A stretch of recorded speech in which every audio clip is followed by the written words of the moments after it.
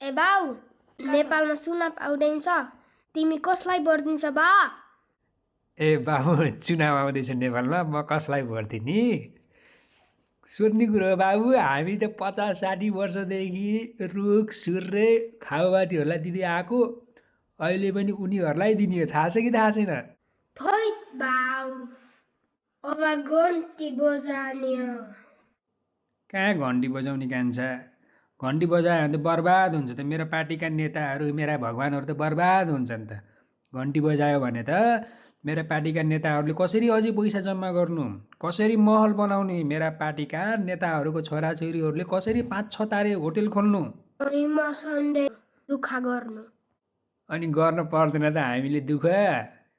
मैले घन्टीलाई भोट हाल्यो भने त फेरि त विदेश जानै पाउँदैनस् कान्छा। तिमी नेपालमै स्वरोजगार हौला, नेपालमै केही गरौला। मेरो पार्टीका नेताहरूलाई भोट हाल्ने हो, देश अझै डुबाउने हो, मेरा पार्टीका नेताहरूलाई अझै धनी बनाउने हो। अनि मेरा पार्टीका नेताहरूले 6-7 तारे होटेल खोल्छन्, अनि त्यही होटेलमा सिफारिस गरेर तिमीलाई काममा लगाउने हो, बुझ्यौ? तिमी सुध्रिन्न बा।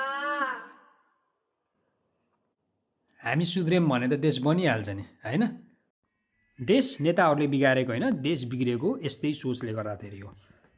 त्यत्रो के भन्छ, युद्ध गर्नेहरूलाई पनि भोट हालेर जिताउनु भयो। अब तपाईँहरूले कलम लिनेहरूलाई त कहाँ भोट हालेर जिताउनुहुन्छ र, होइन? आफै सोच्नुहोस्, तपाईँका नेताहरूको, तपाईँका पार्टीका नेताहरूको जीवनशैली कस्तो छ, तपाईँको जीवनशैली कस्तो छ, तपाईँका पार्टीका नेताहरूको छोराहरूको जीवनशैली कस्तो छ, र तपाईँका आफ्नै परिवारको जीवनशैली कस्तो छ। र यी सबै परिवर्तन गर्न चाहनुहुन्छ भने आफैमा परिवर्तन गर्नुहोस् र यसपालिको चुनावमा जय घन्टी, होइन त?